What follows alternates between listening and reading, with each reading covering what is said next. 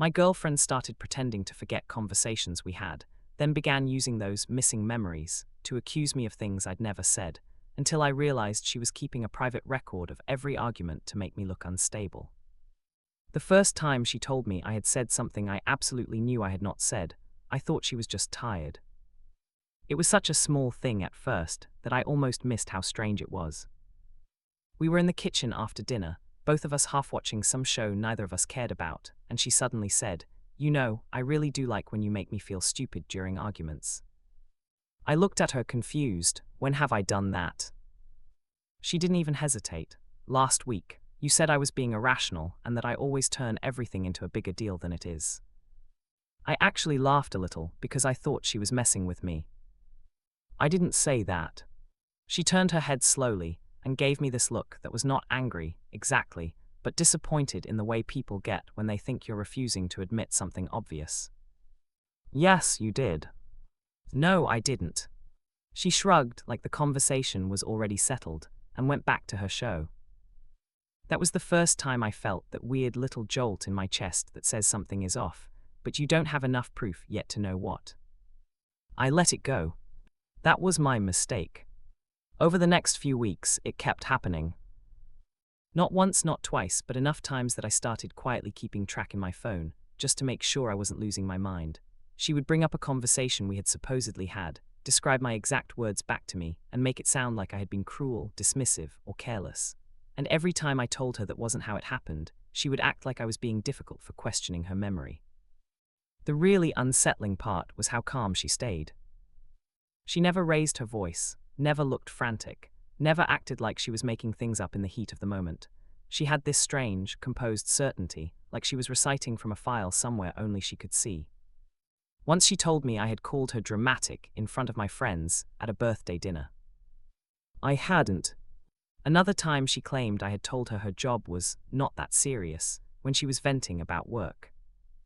I definitely hadn't. Then she said I had told her I couldn't believe she still didn't understand how relationships work, which was not even a sentence I would use in a fight. I started asking myself a bad question after that. What if I really had said some version of these things and just didn't remember? That's how it starts, by the way. Not with certainty, with self-doubt. If someone is calm enough and persistent enough, they can make you feel like your memory is a negotiable thing. I tried to keep the peace, I really did. I told myself maybe she was misremembering because she was stressed. She had a lot going on at work, and her family was constantly draining her with drama.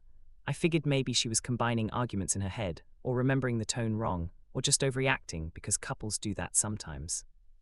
But the pattern kept getting more specific. She'd say, "You told me this after we got home from Marcus's dinner." I'd say, "No, we talked about something else after that dinner." And she'd just stare at me like I was the one making it weird.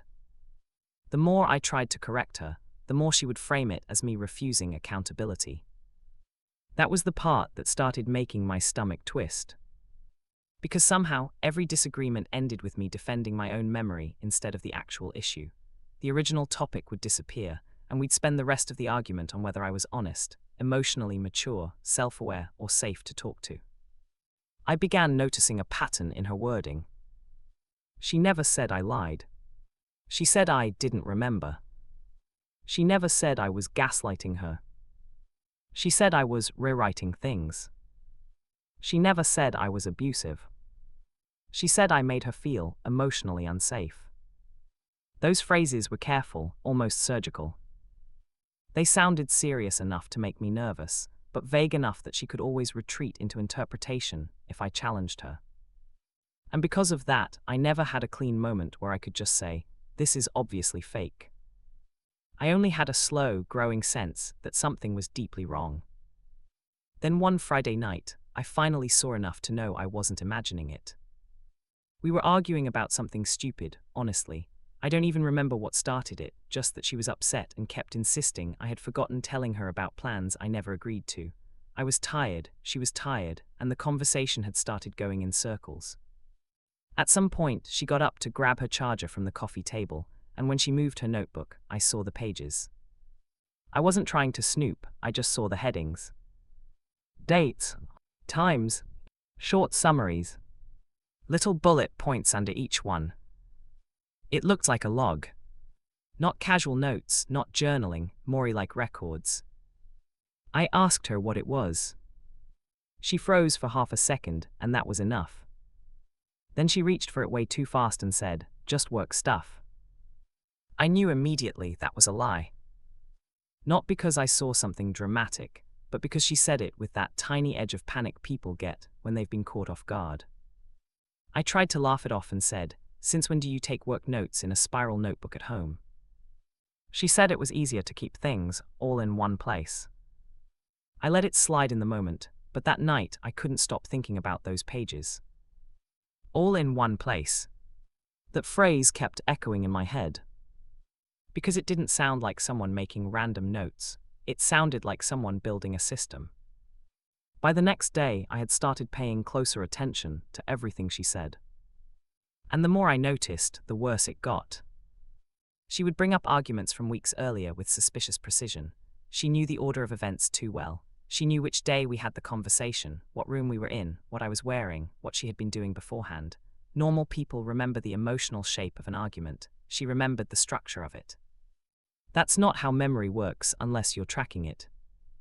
I started noticing she'd sometimes glance at her phone after we argued, almost like she was checking something, and then immediately settle into whatever version of the story she wanted to use.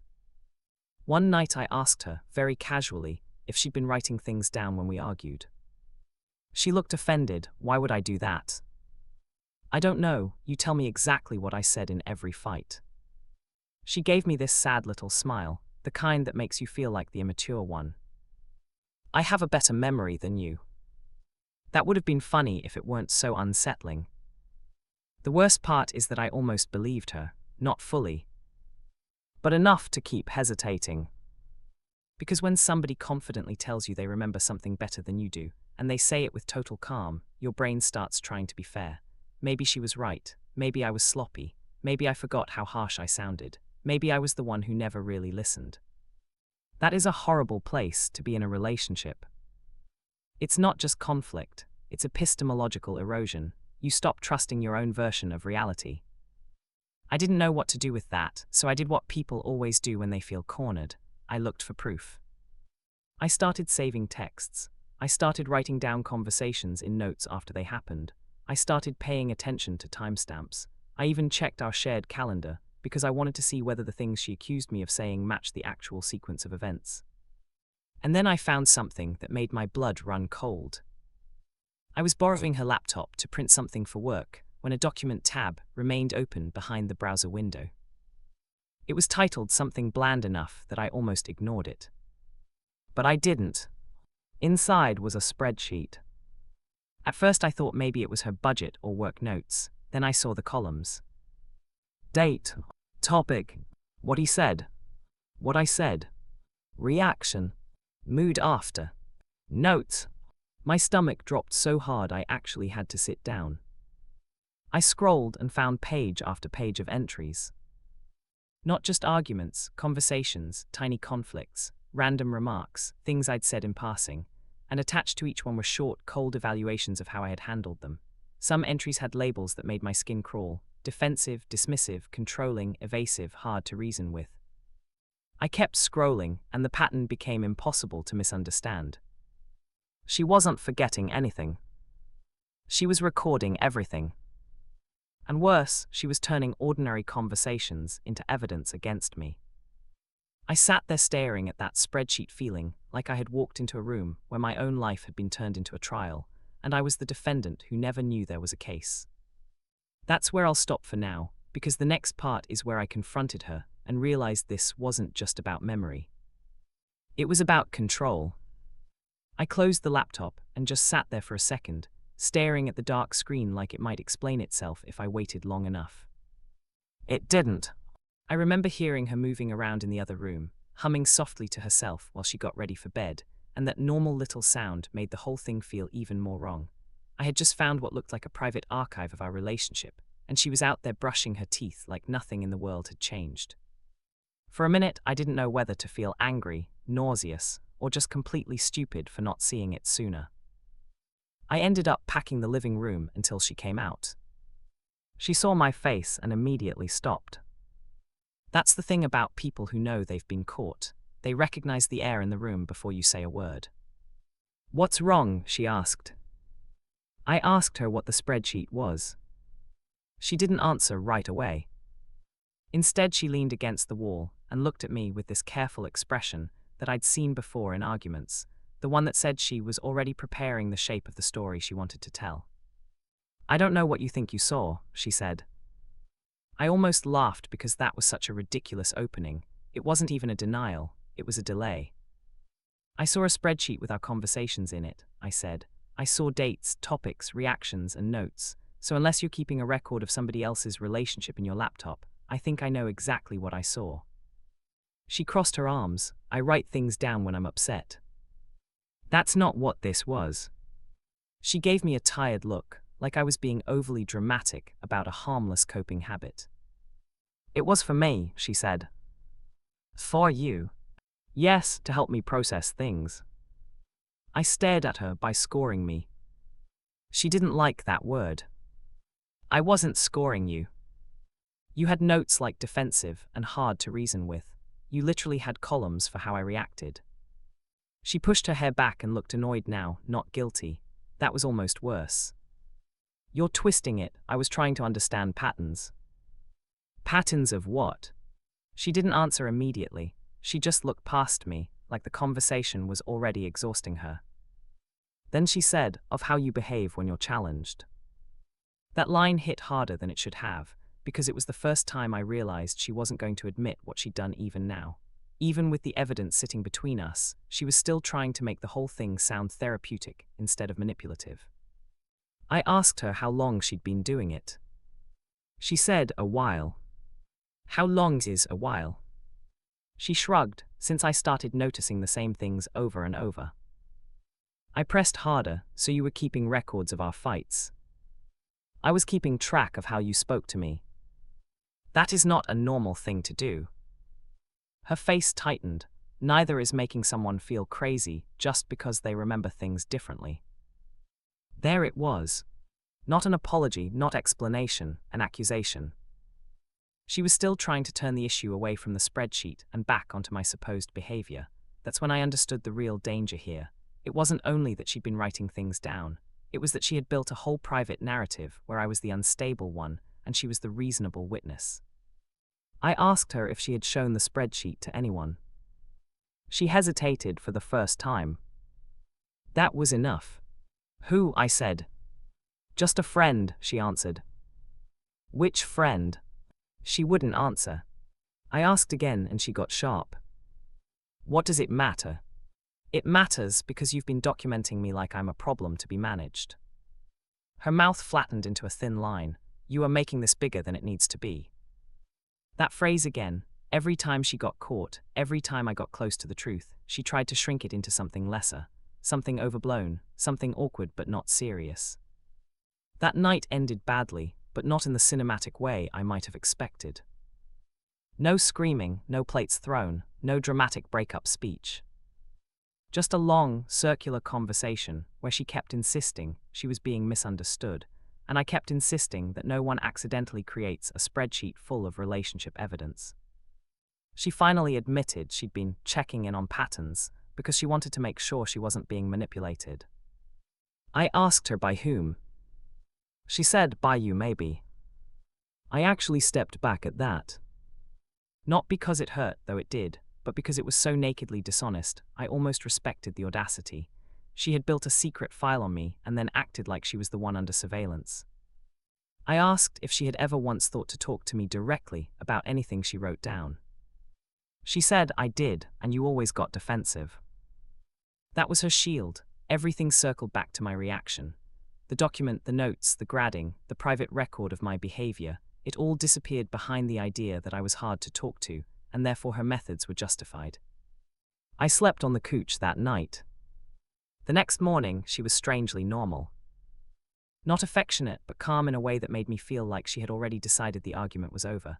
She made coffee, moved around the kitchen, and didn't bring up the spreadsheet at all unless I did. That was when I understood something else. She wasn't just hiding a habit, she was comfortable with it. She didn't look ashamed. She looked inconvenienced that I'd made it a problem. Over the next week, I kept seeing more and more signs that this wasn't a one-off notebook moment. There were sticky notes in her desk drawer with short phrases on them, like little reminders of things I'd said. There was a folder on her desktop with screenshots of our texts. She had a separate note file with dates and summaries of fights that I hadn't even realized she was archiving. Some were banal. Some were worse. One entry described a disagreement over dinner and ended with, "He changed tone when challenged." Another said, "Avoided direct answer, then tried to make me feel unreasonable." Another one, and this is the one that really stuck in my head, said, "Needs to be watched when stressed." Watched. Not talked to, not understood, watched. That's when the whole thing stopped being just creepy and started feeling dangerous. Because the implication wasn't that she thought I was forgetful or emotionally clumsy. It was that she had quietly cast me in the role of someone whose words required interpretation and whose reactions had to be monitored. I started looking back at our arguments through that lens, and suddenly a lot of things made sense. Why she always seemed to remember exact phrases that made me sound worse. Why she never brought up concerns in a direct way until they could be folded into some larger accusation. Why she always seemed to be collecting rather than resolving. She didn't seem to want answers. She wanted a record. And somehow I had become the subject of it. That was the night I decided I couldn't keep pretending this was just a communication issue. There was something deeper under it, something I hadn't yet named, but I knew enough to understand that if I stayed passive, the story of our relationship would keep getting rewritten without me in the room. So I made a decision I should have made sooner. I started preparing to leave. I didn't tell her yet. I just started getting my documents together, checking my finances, and making sure I had somewhere else to go. Because once you find out someone is archiving your worst moments and building a private case against you, staying calm starts to feel less noble and more naive. And that's where the second part ends, because the real confrontation came after that. And it was worse than I expected. Part 3 of 3. I didn't tell her I was leaving until I'd already packed half my things. I wanted to be gone before the conversation could turn into another one of her careful little rewrites, where I somehow ended up apologizing for being upset about the evidence she'd collected against me. So I waited until she got home from work, and then I stood in the hallway with 2 suitcases by the door and said, "I know about the spreadsheet." She stopped dead. That pause told me everything I needed to know. Then she said very quietly, "You went through my things." It was such a predictable response that it almost made me laugh. I said, "You created a file full of arguments, summaries, and notes about me. You've been keeping screenshots, timestamps, and little labels like I'm some kind of case study. Don't act like the problem is that I found it." Her face changed immediately after that. The calm disappeared, and for the first time I saw real frustration. It wasn't like that. How was it then? She took a breath and started walking past me, like she could move through the conversation if she refused to stand still in it. "I was trying to protect myself," she said. "From what?" "From being gaslit." I stared at her. That word landed in the room like she'd thrown it at me from across a courthouse. I asked her if she understood how insane that sounded. She had spent months recording everything I said, every disagreement, every reaction, then turned around and accused me of making her feel manipulated because I disagreed with her memory. She shook her head and said, "You never let anything go, you always need to be right." I actually felt a strange kind of calm then, because suddenly the whole thing was exposed for what it was. This wasn't about protecting herself. It was about building a story in which she could never be wrong. If she wrote everything down, she could always choose the version that made her look more reasonable. If she kept a record of my tone, my words, my defensiveness, then any disagreement could be framed as proof that I was unstable rather than evidence that she was distorting things. I asked her if she'd shown the spreadsheet to anybody else. She didn't answer right away. I asked again. This time she said, "I may have talked to Jenna about it." Of course she had. That meant at least one other person had heard her version of me before I even knew I was being documented. And that realization made me feel sick all over again, because now it wasn't just private manipulation, it was reputation shaping.